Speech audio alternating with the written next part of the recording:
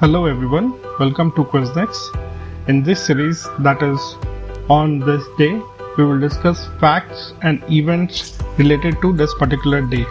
I hope you will enjoy this video and if you like this video, then please subscribe to our channel, press the bell icon so you can get these amazing videos in future also. So without any further delay, let's start the video and let's start the fun. Fact number 1. On 24 July 1923, Treaty of Lausanne, the final treaty concluding World War I, was signed between Turkey and Allied powers in Palais des Romains, Lausanne, Switzerland. 24 जुलाई 1923 को treaty of लॉज़ने sign हुआ था. ये final treaty था जिसने कि world war को conclude किया था. ये ट्रीटी साइन हुआ था टर्की और अलाइड पावर्स के बीच में इन पैलेस डी रोमेन, लॉज़ने, स्विट्जरलैंड में.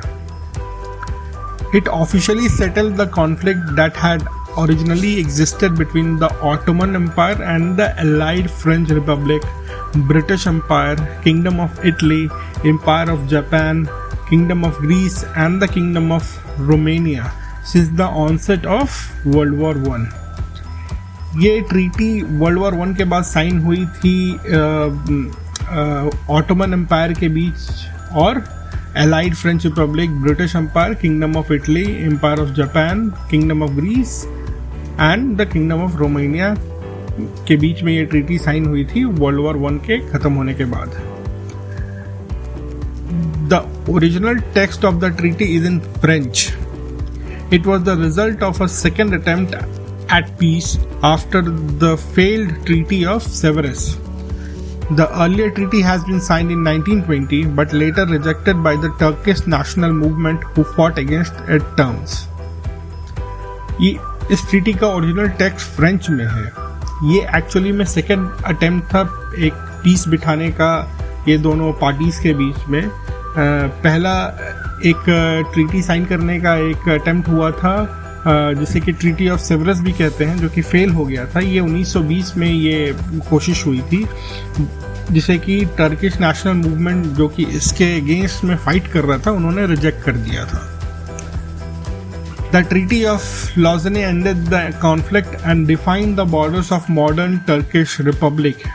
इन the treaty Turkey gave up all the claims to the reminder of the Ottoman Empire and in returns the Allies recognized Turkish sovereignty within its new border. ये treaty of लॉज़ने sign होने के बाद सारे conflict and हो गए थे और ये एक मॉडर्न जो टर्की का जो टर्किश रिपब्लिक का जो मॉडर्न बॉर्डर्स है ये डिफाइन हुआ था. इस ट्रीटी को साइन करने के बाद टर्की ने अपने सारे क्लेम्स छोड़ दिए थे. जो भी ऑटोमन एम्पायर और एलाइज फोर्सेस के बीच में जो प्रॉब्लम्स थे वो क्लियर आउट हो गए थे और इसके बाद ऑटोमन एम्पायर की जो भी जो रिमाइंडर थे, जो भी रिमेन्स थे जिस पे कि टर्की अपना हक जता रहा था, उसने वो छोड़ दिया. और एलाइड फोर्सेस ने भी टर्की के जो नए बॉर्डर के अंदर में जो टर्की सॉवरेनिटी को उन्होंने मान्यता दी कि हाँ ये नया टर्किश रिपब्लिक है. Fact number 2. On 24 July 1937, Manoj Kumar was born. He is an legendary actor, director, producer and screenwriter. 24 जुलाई 1937 को मनोज कुमार का जन्म हुआ था. ये एक लेजेंडरी एक्टर हैं, डायरेक्टर हैं, प्रोड्यूसर हैं और स्क्रीन राइटर हैं. He is remembered for his versatile performance in films like हरियाली और रास्ता, वो कौन थी, हिमालय की गोद में, उपकार, पत्थर के सनम, नील कमल, पूरब पश्चिम, रोटी कपड़ा मकान और क्रांति. He is known for acting in different films with patriotic theme and has given the nickname Bharat Kumar. ये जनरली एक्टिंग भी करते हैं, डायरेक्टिंग भी करते हैं, पर ज़्यादा ये फेमस हुए पैट्रियोटिक थीम्स के पिक्चर्स बनाने में, जो कि देशभक्ति पिक्चर्स बनाने के कारण ज़्यादा फेमस हुए थे. इसी के कारण इनका नाम भारत कुमार भी रखा गया था. Manoj Kumar's image as patriotic hero started with the 1965 film Shaheed, based on the life of Bhagat Singh. इनका जो एक पैट्रियोटिक हीरो वाला जो इमेज था मनोज कुमार का, ये 1965 में एक फिल्म आई थी शहीद, जो कि भगत सिंह के लाइफ के ऊपर बनी हुई फिल्म थी, और ये बहुत ही ज़्यादा सक्सेसफुल हुई थी ये फिल्म। इसी के बाद इनको एक पैट्रियोटिक हीरो का एक तमगा इन पे लग गया था। After the Indo-Pakistani War of 1965, Prime Minister Lal Bahadur Shastri asked him to create a film based on the popular slogan "Jai Jawan, Jai Kisan." Bharat Pak का जो वॉर हुआ था, भारत पाकिस्तान का जो वॉर हुआ था 1965 में, उस वॉर के बाद उस समय के प्रधानमंत्री लाल बहादुर शास्त्री ने मनोज कुमार से स्पेशली एक रिक्वेस्ट की थी कि वो एक फिल्म बनाए उन्हीं के दिए गए, लाल बहादुर शास्त्री के दिए गए स्लोगन जय जवान जय किसान के ऊपर। The result was Manoj Kumar's directorial debut with blockbuster movie Upkar that came in 1967। In it he played both a soldier and a farmer. उन्होंने लाल बहादुर शास्त्री के इस रिक्वेस्ट को माना और उन्होंने एक मूवी बनाई जिसे कि उपकार कहते हैं, जिस मूवी का नाम उपकार है। ये 1967 में ये मूवी बनी थी। ये बहुत ही बड़ी ब्लॉकबस्टर हिट हुई थी उस समय। इस मूवी में, इस फिल्म में मनोज कुमार ने सोल्जर का भी किरदार निभाया था और एक किसान का भी किरदार निभाया था। ये मनोज कुमार की डायरेक्टर डेब्यू थी। As a director Manoj Kumar की ये पहली मूवी थी। ये फिल्म अपने गाने मेरे देश की धरती के लिए भी बहुत ज़्यादा फेमस हुआ था। ये गाना गुलशन बाबरा ने लिखा था, कल्याण जी आनंद जी ने इसमें म्यूज़िक दिया था इस गाने का, और महेंद्र कपूर ने इस गाने को गाया था। उपकार इतनी बड़ी हिट हुई थी कि इसके लिए मनोज कुमार जी को फिल्म फेयर का बेस्ट डायरेक्टर अवार्ड भी मिला था। और in 1992 he was honored with Padma Shri by the government of India। 1992 में मनोज कुमार जी को गवर्नमेंट ऑफ इंडिया द्वारा पद्मश्री अवार्ड भी से भी सम्मानित किया गया था। और सिनेमा का जो हाईएस्ट अवार्ड होता है दादा साहब फाल्के अवार्ड, ये इनको 2015 में दिया गया। I hope you are enjoying this video. I request you to kindly like this video, and to get daily quizzes, trivia and interesting video like this, kindly subscribe to our channel by pressing the bell icon so you can receive the notification when we upload a new video. So let's resume this infotainment. Fact number 3. On 24th July 1945, Padma Bhushan Azim Premji was born. He is the Indian business tycoon, investor, engineer and a philanthropist. 24 जुलाई 1945 को पद्म भूषण अजीम प्रेमजी का जन्म हुआ था। ये एक भारतीय businessman हैं, business tycoon हैं एक्चुअली, एक इन्वेस्टर भी हैं, एक इंजीनियर भी हैं और एक फिलैंथ्रोपिस्ट भी हैं। He was responsible for guiding Wipro through 4 decades of diversification and growth to finally emerge as one of the global leaders in the software industry.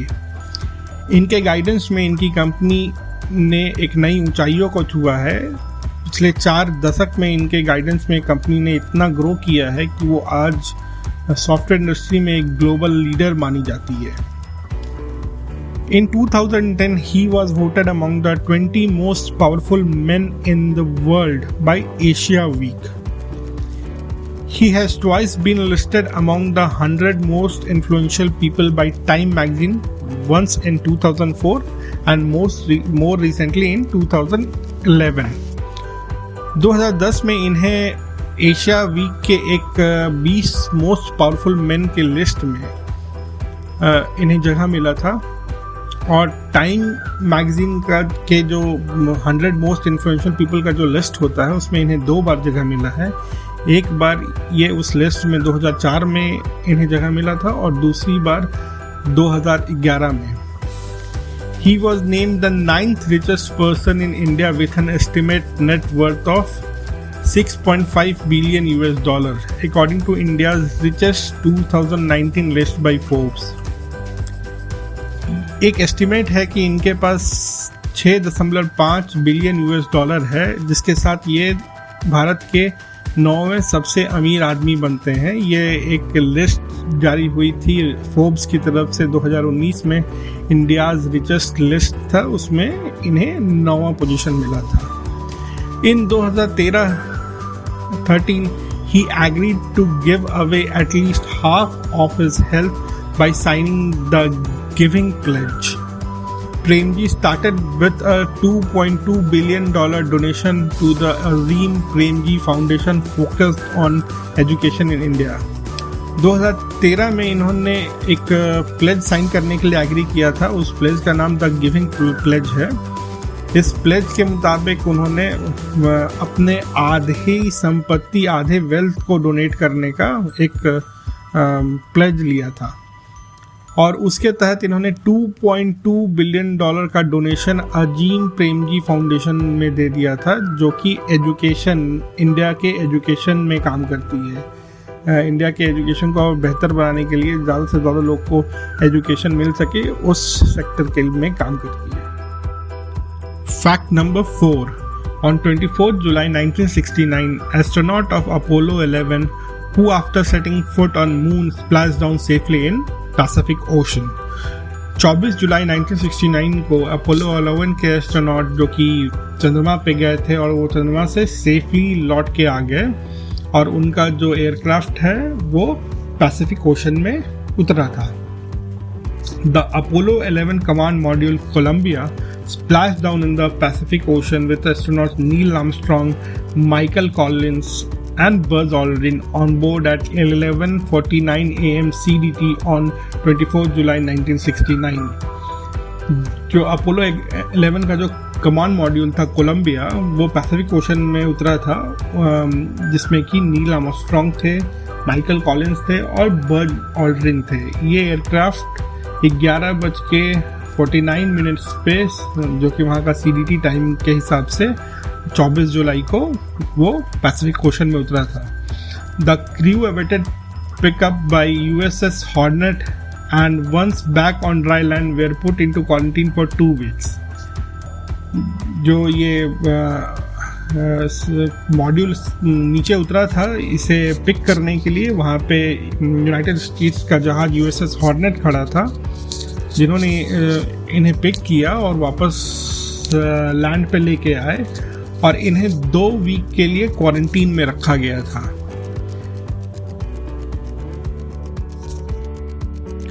Fact number 5. On 24 July 1911, American explorer Hiram Bingham discovered Machu Picchu, the lost cities of Incas. 24 जुलाई 1911 को American explorer Hiram Bingham ने Machu Picchu, जो कि lost cities of Incas भी जिसे कहा जाता है, उसकी खोज की थी। In 1911, he led a small expedition to Peru in search of the lost city of Vilcabamba, the last refuge of the Inca Manco Capac II, who fought against the Spanish conqueror in the 1530s. 1911 में Hiram Bingham ने एक छोटा सा expedition Peru में किया था lost cities of विल्काबम्बा ढूंढने के लिए। इसे कहा जाता है कि ये लास्ट रिफ्यूज था इनका किंग मैंको कैपैक II का, जिन्हें माना जाता है कि इन्होंने स्पेनिश कॉन्करर्स के साथ 1530 में वो लड़े थे, स्पेनिश कॉन्करर्स के अगेंस्ट भी 1530 में लड़े थे।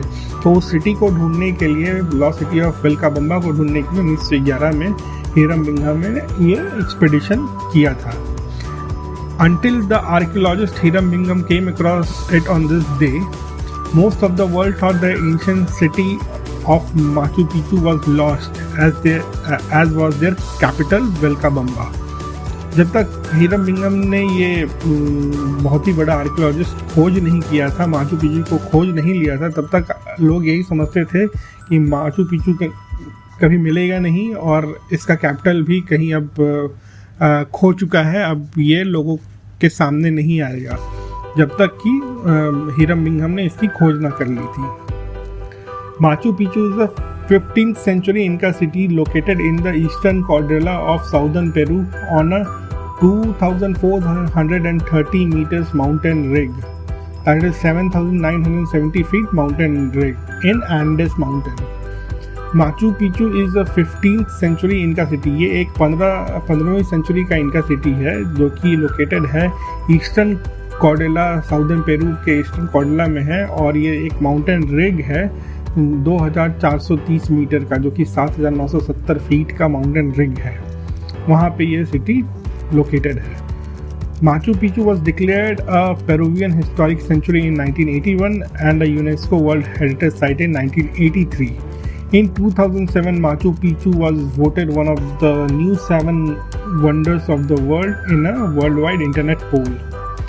माचू पिचू को पेरुवियन हिस्टोरिक सेंचुरी डिक्लेयर किया गया था 1981 में, और साथ ही यूनेस्को के वर्ल्ड हेरिटेज साइट में भी इसको प्लेस किया गया था 1983 में।